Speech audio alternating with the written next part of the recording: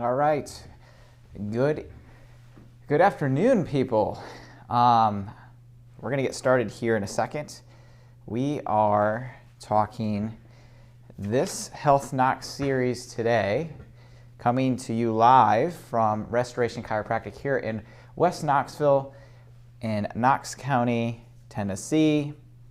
If you're joining us live, please let us know that you're there. Give us a reaction, thumbs up, a heart, whatever you feel led to.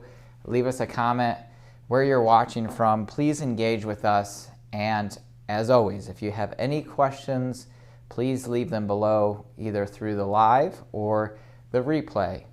And I will answer them when I get a chance. And today's Health Knox series, we're continuing on every Wednesday this month, geared towards mental health and how that applies to your physical health. And we were going to talk about and continue to build off of last week, and that was the mind-body connection 101. We are continuing on the mind and how does it work. There's 3 parts to the mind. I'm going to jump into it. Introduce myself again. I'm Dr. Trent with Restoration Chiropractic. I am a corrective chiropractor here at Restoration Chiropractic, also a certified wellness lifestyle practitioner, one of the only here in the county of Knox. And I specialize in helping people with getting to the root of their health problems, particularly through the spinal structure of their spine, their nervous system, but also how to teach them not to recreate that problem, which impacts their overall health. So let's jump right into it. Let's talk about the mind. Now, when we talk about the mind, yes, we're talking about the brain, but we're talking about a conceptual part of it, of how does it perceive your environment, not only the external environment, but also the internal environment. So with that to be said, there's 3 parts to the brain. Now, before I kind of go forward, I want to show you just this part on this slide.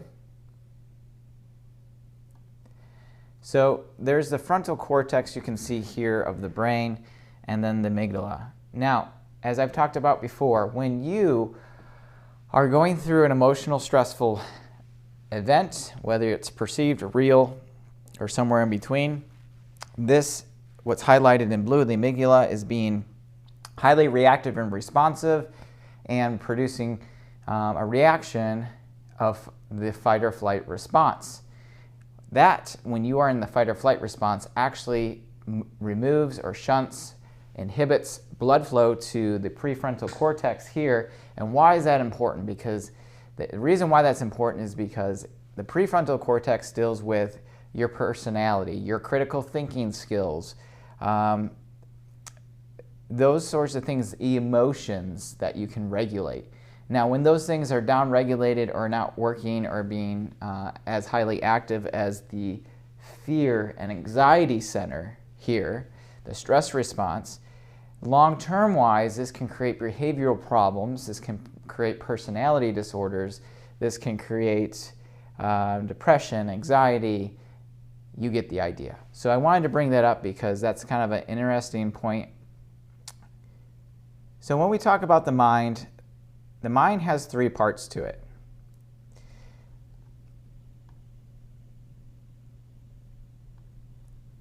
So there's a conscious, there's a subconscious, and then there's an unconscious. But we can categorize it into 2 parts, right?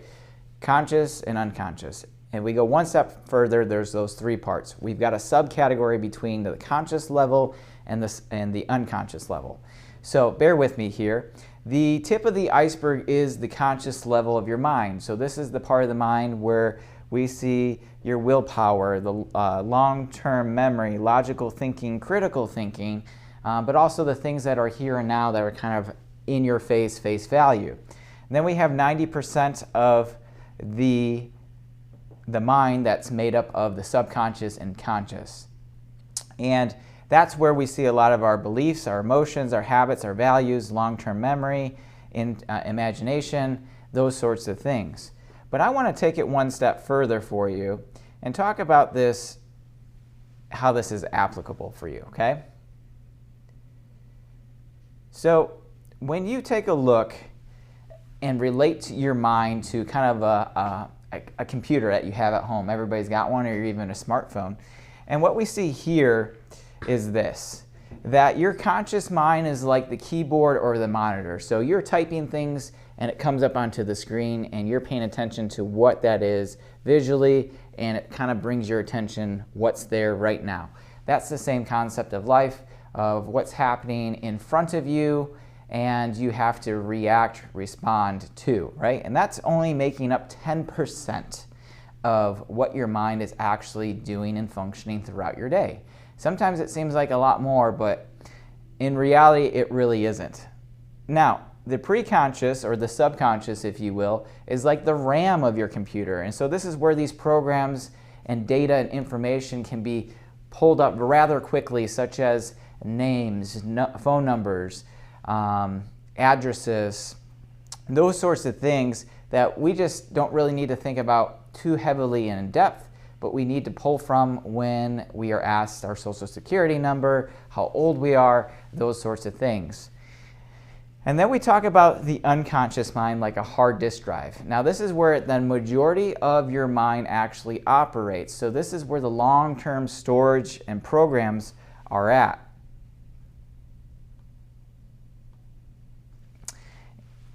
And what's interesting is this, that these programs and these memories are all based off of your life experiences from events and situations that have taught you how to survive. That's basic human 101.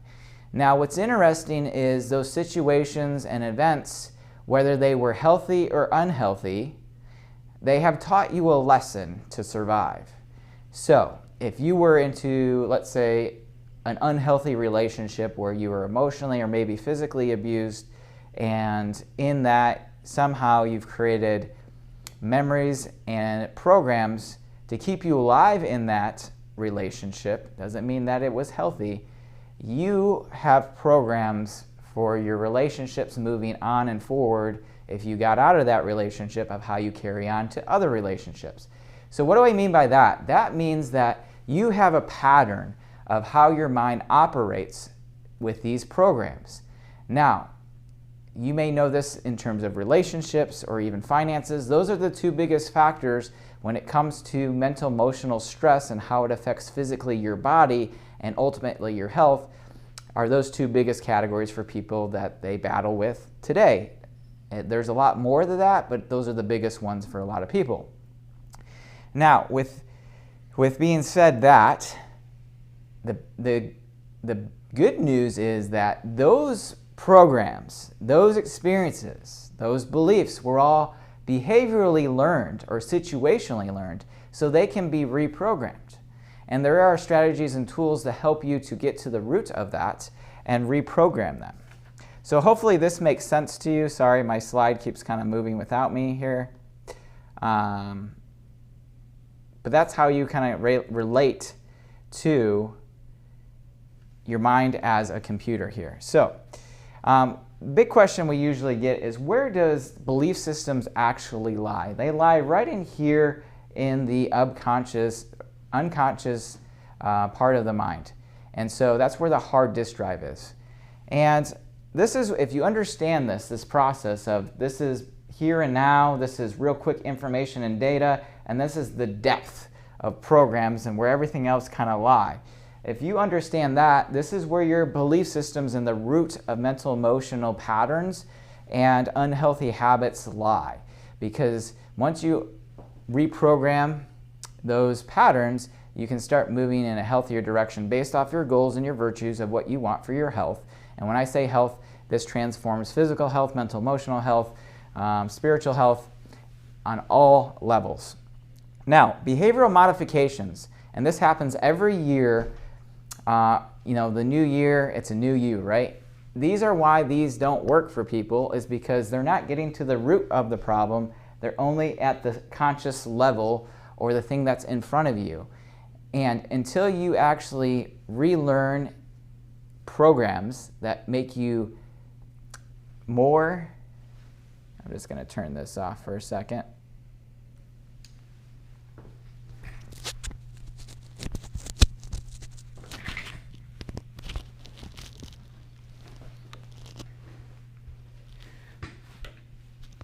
until you, sorry about that, until you actually get to the underlying root system of why you believe, why you have patterns, why you think and do the way you do, you'll continue to do the actions and repeat them. And so behavioral modifications only go to the action part, but never the belief part or why you're driving to do action.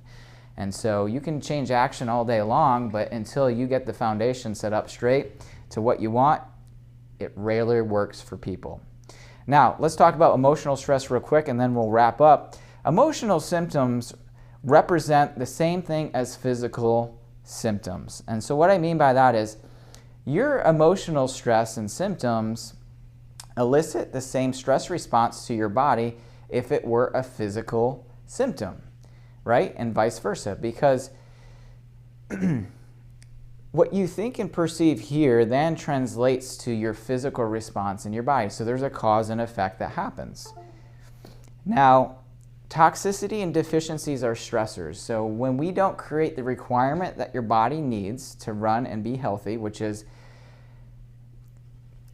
I don't want to say this in a way that's black and white, but when we can produce better psychological fitness in the situations and strategies that come our way, meaning that it doesn't make us flip out, it doesn't make us go into these unhealthy patterns of certain things for people of lashing out, drawing within, doing things behaviorally that normally you wouldn't do if you were calm and collective. So if we can get ourselves to a point where we can be healthy, healed, and flexible through a point of strategies and ways to relearn and reform these programs in our unconscious mind, we create a more resilient mind, which means a more resilient body. And a more resilient body means a healthier body working the way it was designed. So the mind is saying something is wrong when you have an emotional stress or emotional symptom. So that means that you need to change something from your environment or your interpretation of that. And so that goes back to your internal dialogue and a bunch of other strategies, which we will actually talk about next Wednesday on our Health Knox series, talking about the strategies and implications of stress reduction for an overwhelmed mind. Now, again, if you have any questions, comments about the mind, the three parts and how they work, comment below, let us know. And join us next week as we do join and continue on the Health Knox series about mental emotional health and how it relates to physical health, as I'll talk about those strategies and requirements needed to start implementing today for you. If you're already ready to start or see some of those things, check out our guide section here in the group. It's guide number 3, and you can find all of our free downloadable resources, PDFs, and also check out our webinar, Think by Design, as I go more into detail about emotional health and the requirements that are needed for your physical health. Now, I think that's it. So remember, when it comes to your health, you're worth it. We'll catch you next time.